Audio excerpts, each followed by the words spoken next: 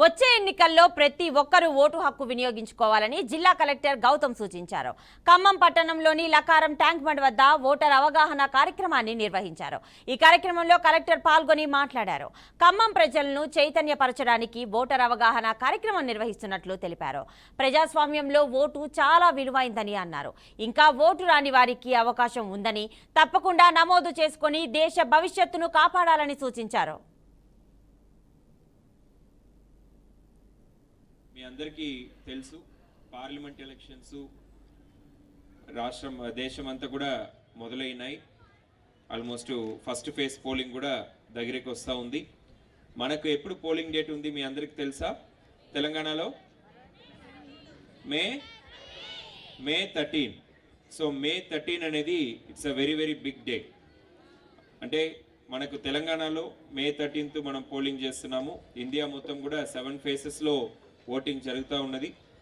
మీరు ఏబోయే ఈ ఒక్క ఓటు అనేది ఇది ఖమ్మం ఎంపీని సెలెక్ట్ చేయడం మాత్రం కాదు, మన దేశాన్ని ఈ ఎంపీస్ అందరు కలిసి ఒక ప్రైమ్ మినిస్టర్ని ఎన్నుకుంటారు. సో మన దేశాన్ని శాసన చేయబోయే ప్రభుత్వం ఏది, ప్రధానమంత్రి ఎవరు అనేది ఎన్నుకోవడంలో మీ ఈచ్ అండ్ ఎవ్రీ ఓట్ కూడా చాలా కీలకం. సో ఇంత పెద్ద దేశంలో మన బార్డర్లో పాలసీ ఎట్లా ఉండాలి, మన ఫారిన్ పాలసీ ఎట్లా ఉండాలి, మన సెక్యూరిటీ ఇంటర్నల్ సెక్యూరిటీ ఎట్లా ఉండాలి, మన ఎకానమీ ఎట్లా ఉండాలి, మన సొసైటీ గవర్న్ చేసేది ఎట్లా, ఇవి అన్నీ కూడా డిసైడ్ చేయబోయేది మీ ప్రతి ఒక్కరు ఓటే.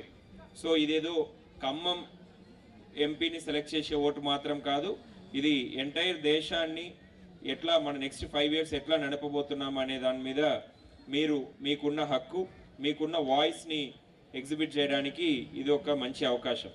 తర్వాత మీరు ఎలక్షన్లో పాల్గొనలేదు, మీరు ఇప్పుడు ఆదర్శ్ గారు చెప్పినట్టు ఇంట్లో కూర్చున్నారని అనుకోండి, 2 రోజులు లీవ్ ఉంది, ఇంటి దగ్గర ఉంటాం, లేకపోతే ఏదో టూర్కి వెళ్తామని వెళ్తే తర్వాత మీకు ఏం ప్రాబ్లం వచ్చినా ఫ్యూచర్లో గవర్నమెంట్ పాలసీస్ వల్ల, లేకపోతే మీ ప్రాబ్లం సాల్వ్ చేయడానికి గవర్నమెంట్ ఏమైనా పాలసీ తీసుకురావాలన్నా కూడా అప్పుడు మీరు మాట్లాడితే పెద్దగా అది వినపడదు. గట్టిగా వినబడేది అనేది మీ ఓటు మాత్రమే, మీ మాట కాదు. సో డెఫినెట్లీ మీ ఓటు హక్కుని వినియోగించండి. May 13th is the D day.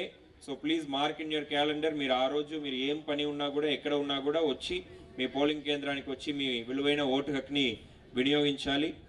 మీలో ఎంతమందికి ఓటు ఉన్నది? అందరికి ఓటు ఉందా? అంటే చెక్ చేసుకున్నారా ఓటు ఉందా లేదా అని?